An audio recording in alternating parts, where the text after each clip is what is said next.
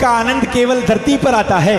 तो चलो ना, मैं नारायण नारायण तो देवलोक में करता हूं, सब जगह करता हूं, पर धरती पर जाकर थोड़ा सत्संग कर लूं।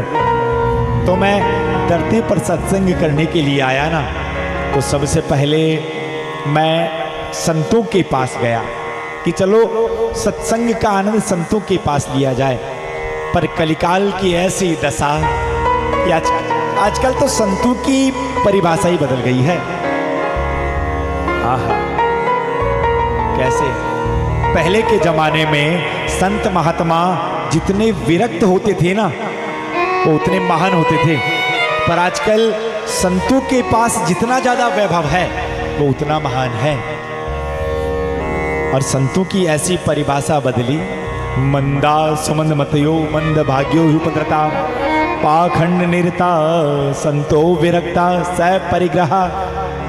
संतों की ऐसी दशा कि जितना विरक्त होता था संत होते थे और इतने महान माने जाते थे, और आजकल वैभव उतने महान।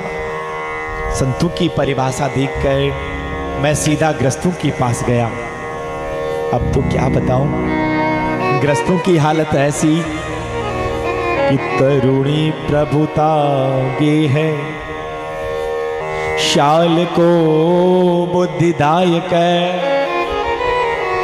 कन्या विकरणो लोभाद दंपतिना कल्पनम। अब पहले के जमाने में किनकी चलती थी? घर वालों की चलती थी। पर आजकल घर वालों की नहीं चलती है, इसकी चलती है घर वाली की चलती है। इसकी चलती है भाई, घर वाली की चलती है। अरे भैया, माता पिता की सेवा कब तक? जब तक माता पिता खेत की आती पाती ना कर देना, तब तक। और माता पिता ने जो ही खेत का बंटवारा किया कि भैया यो गुंदाड़ो थाके, यो रड़ाको थाके, यो वाको थाके।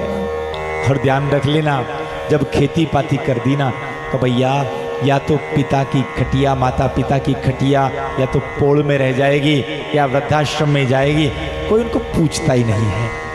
हे नारद जी कह रहे हैं सनत कुमारों, घर में आजकल घर वालों की चलती है। स्थिति ऐसी है कि तरुणी प्रभुता गे है, शाल को बुद्धिदायक है। छोटी मोटी अगर सलाह मशवरा भी करना हो ना, घर में अगर 4-5 किलो का दाल बाटी चूरमा भी करना हो ना, सबसे पहले साला जी को फोन लगाया, कहा जी हड़ा जी कही हो 4-5 किलो को चूरमो करिए, किसान की शक्कर बकर आओ नहीं। निवेदन करूंगा, ये कथा कह रही है कि अगर आप साले साहब अगर बुद्धिमान है तो साले साहब को बिल्कुल आप फोन करिए।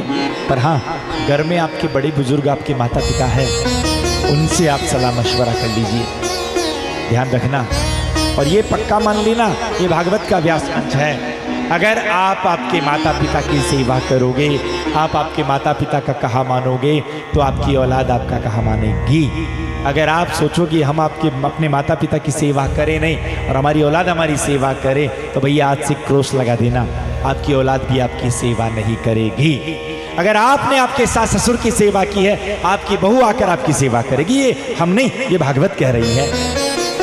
अगर आप चाहते हैं कि हमारी भी बुढ़ापे में सेवा हो जाए, भैया आपके बूढ़े माता पिता है, उनकी सेवा कर लो। पर दुख होता है, ये हमारे यहाँ की दशा नहीं, ये पूरे भारत की दशा है।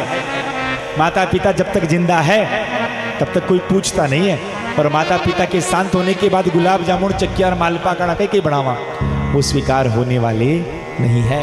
शास्त्र कहता है, जिस घर में माँ बाप हंसते हैं, जिस घर में माँ बाप हंसते हैं ना, समझ लेना उसी घर में आकर मेरे गोविंद बसते हैं। पक्का, जिस घर में माँ बाप हंसते हैं ना, और माँ बाप अगर आपसे दुखी है, समझ लेना भैया कुछ भी होने जाने वाला नहीं। चाहे कितने ही तीर्थ कर लो, चाहे कितना ही भ्रमण कर लो, घर में माँ बाप राजी है ना, प्रसन्न है, तो समझ लेना आपकी सेवा को भगवान स्वीकार कर रहे हैं।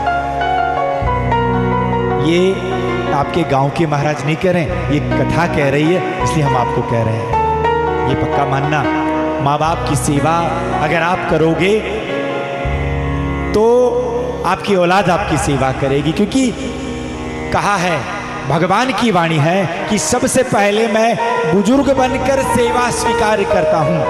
भगवान क्या कह रहे हैं? सबसे पहले तो मैं बूढ़ा बनकर सेवा स्वीकार करता हूँ और फिर उसका भार उतारने के लिए उसके घर में औलाद बनकर जन्म लेता हूँ।